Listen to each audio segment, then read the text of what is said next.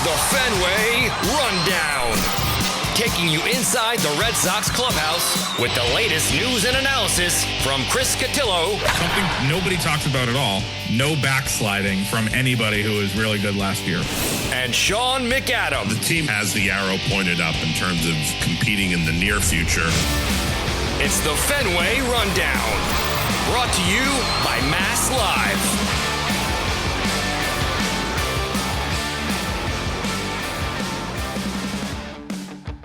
Coming to you live from an Airbnb in a remote location, it's the Fenway Rundown, first one of spring training. Chris Cotillo here, Sean McAdam alongside, literally on a sofa in the living room. You don't get that type of camaraderie anywhere, but for those who think we hate each other, tough day.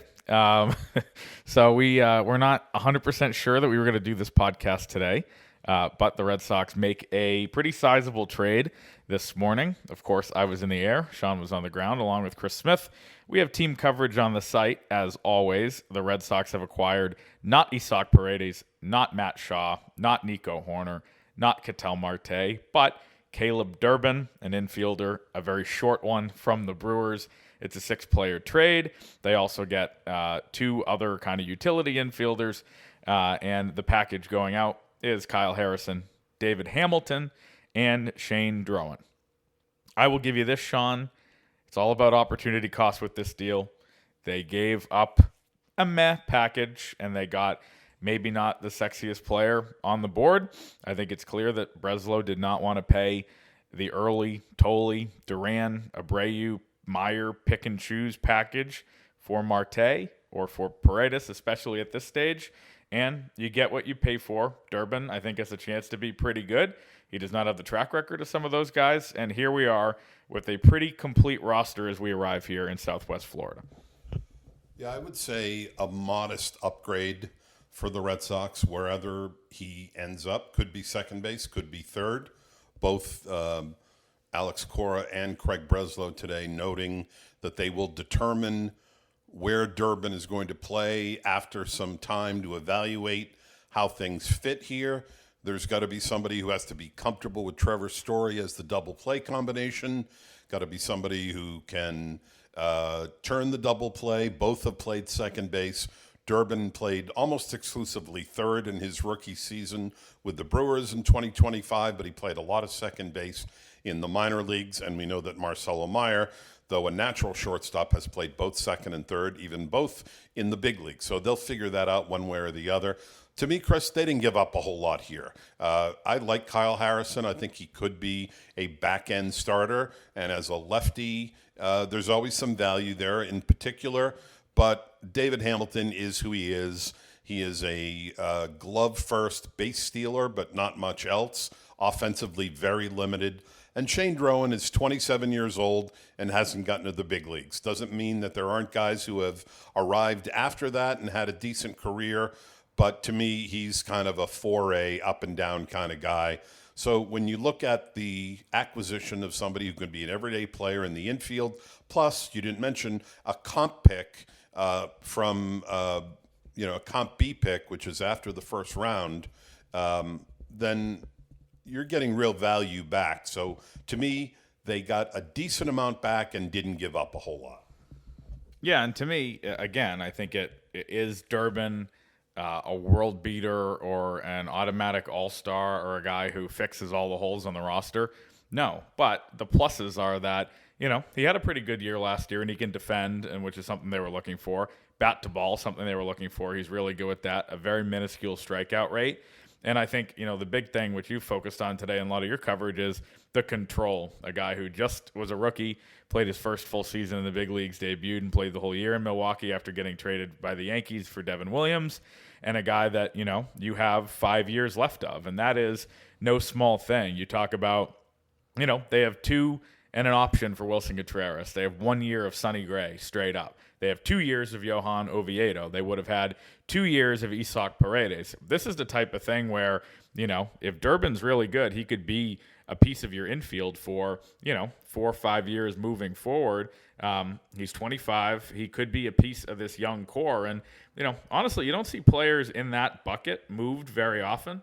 Kind of confusing why the Brewers were so willing to deal him, because they don't have a ton in the way of infield depth. They're ready-made pieces. That's not the Red Sox problem, but I think he's a guy that makes them better.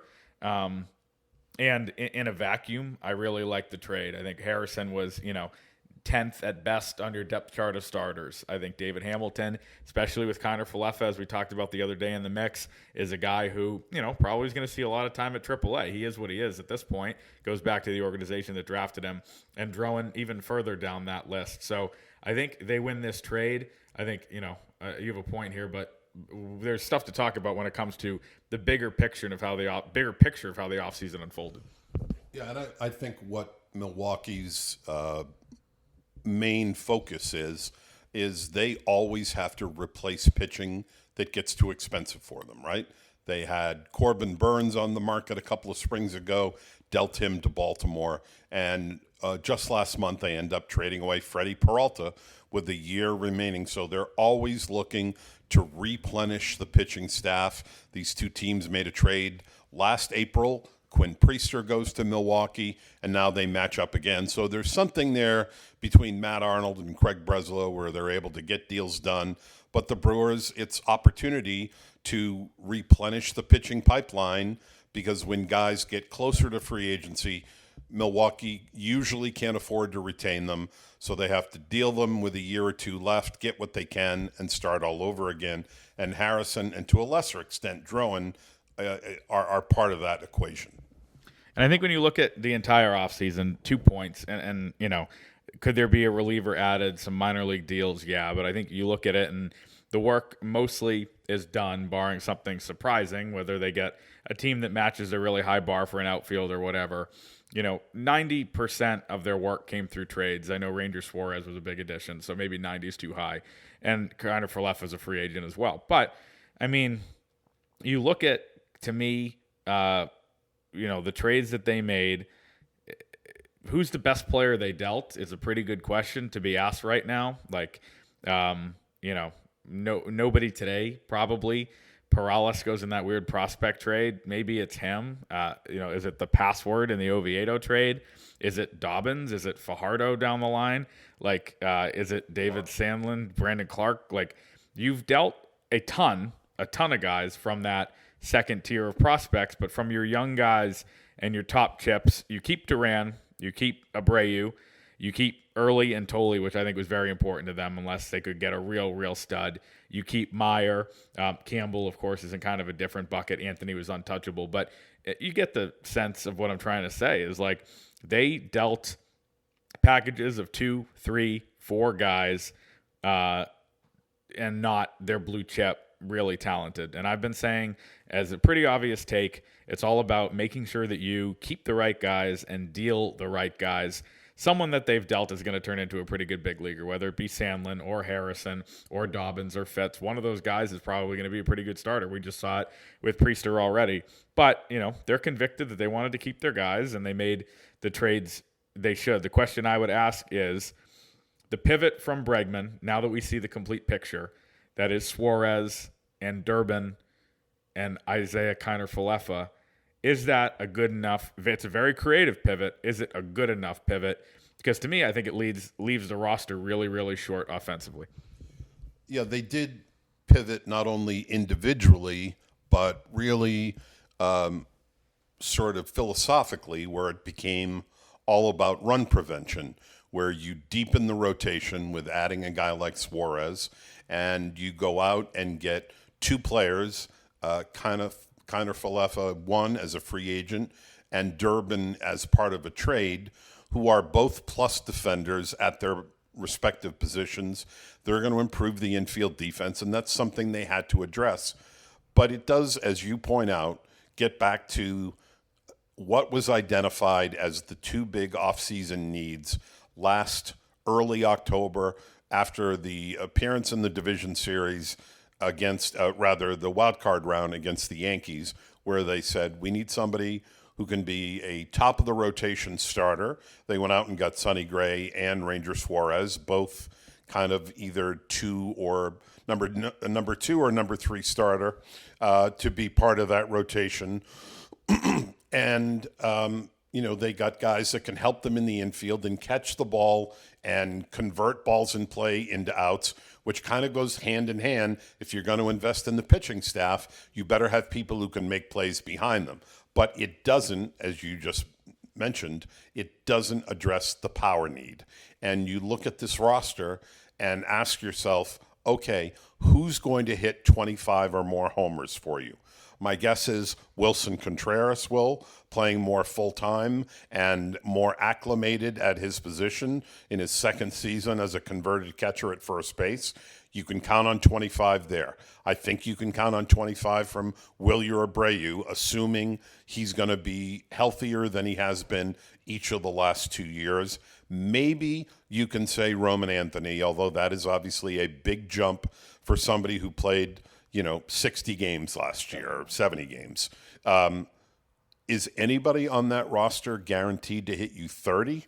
I don't think so. And they were in the middle of the pack last year. They finished 15th in homers. We've cited this stat over and over again this winter.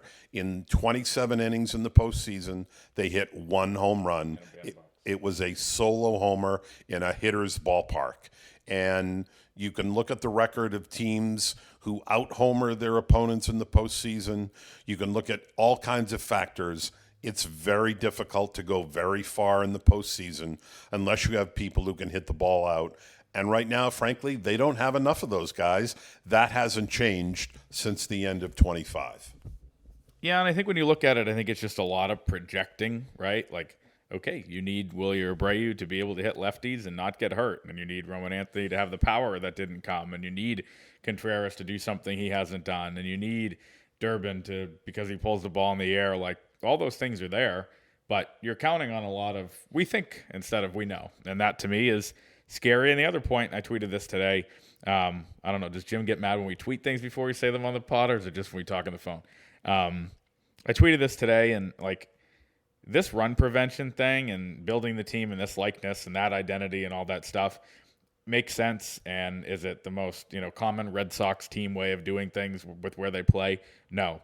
But it really, really, really puts the pressure, and pressure's not the right word because these things are fluky and they're no one's fault.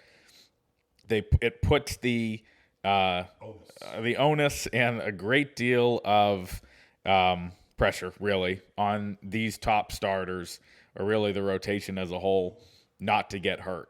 Because this run prevention thing goes out the window if Crochet has to miss a month for something.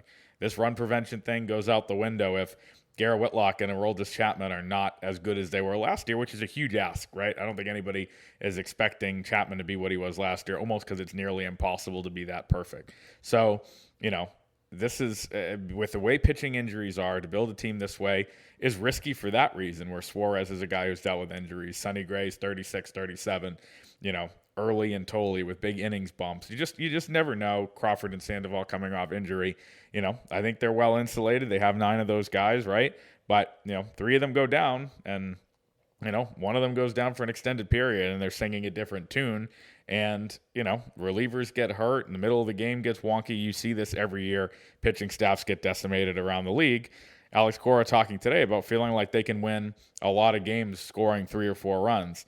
That's a dangerous way to live. There's no doubt about it. And while I think the pitching staff's really, really good, probably the best that I've covered even since 18. I mean, 18 was stacked, obviously, but at least since then, like, it's a dangerous way to live because, pitching injuries are just such a reality, and you're leaving yourself, with a relatively imbalanced roster, no matter how you slice it.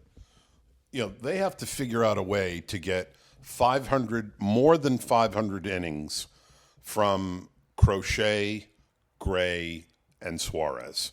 If they fall below that level, it's hard to imagine them being in the playoff race in September because they need, 170 or more innings from all 3 of those guys. And when you think of Gray and his age, as you noted, and Suarez, a guy who just turned 30, that presumes good health. And remember, Ranger Suarez has never qualified for an ERA title, meaning he has never thrown 162 innings in a season. It's probably not realistic, even presuming good health, that he's going to get there this year. So, that puts additional pressure on Gray and Crochet to hold up their end of the bargain. Now, they're fortunate that they do have some depth options remaining, even after all the trades and all the guys that have gone out the window, from Sandlin to Fitz to Dobbins to to some guys like Perales, who might have contributed this year at the big league level in the second half, to Hamilton today. Harrison today. Then you do have guys like Patrick Sandoval you can turn to, Cutter Crawford, and then you've got the two young lefties, Early and Tolley, waiting in the wings. But I always say this at the start of the year, if you are needing to have 6 or 7 things happen for the season to be successful for you, you're probably cooked, because what are the odds that each one of those 6 or 7 things happens as you want them to be? Or are you going to have to adjust and find another way to get there? And Sean's holding the iPad as we record this, so as he says 6 or 7 repeatedly, he's not doing the godforsaken hands thing. There it is. Thank God we're not doing this on video. You did that once, and it's way out of your age range to even do that meme. So that was kind of a joke. Thank you. Yeah, I mean, is this team going to be good? Is this team going to be competitive? I think we all think that. We'll close with this as we get to the first day of the clubhouse being open tomorrow, or as this drops on Tuesday morning today, pretty early. I'm not going to ask you to grade the offseason. That sounds like a good column topic for late in the week for our Red Sox columnist. But how would you describe the offseason? To me, can I go with disjointed and weird and strange and not linear, but ultimately the team's better? I just feel like, obviously I don't think anyone would have anticipated the guys they got are the guys that they were going to end up with. I think everybody thought Alonso, Schwarber, or Bregman. I don't think a lot of people had Sonny Gray on the bingo board. I don't think a lot of people had Ranger Suarez. Contreras made a lot of sense. Until today, we hadn't even really heard Durbin's name that much. So disjointed, but ultimately, not bad. You can't say they didn't make a lot of moves. They did. I know a lot has to break right, but just your assessment of the offseason in whole. The first word that comes to mind to me is circuitous. They took a weird route to get to where they are, with spring training officially about to kick off today, Tuesday. It's not easy to add 3 starting pitchers in the offseason, and yet they did, with Gray, with Suarez, and Oviedo. That in itself is a feat. They got themselves a very good first baseman, an everyday first baseman. They upgraded at 2 positions defensively, however they end up using Meyer, Kiner Falefa, and now Durbin. But they acquired 2+ defenders, 1 in free agency and 1 in trade. And yet they left that big box power unchecked. And I feel in the end that's going to be problematic, and it leaves them less margin for error on some of the other things we've talked about.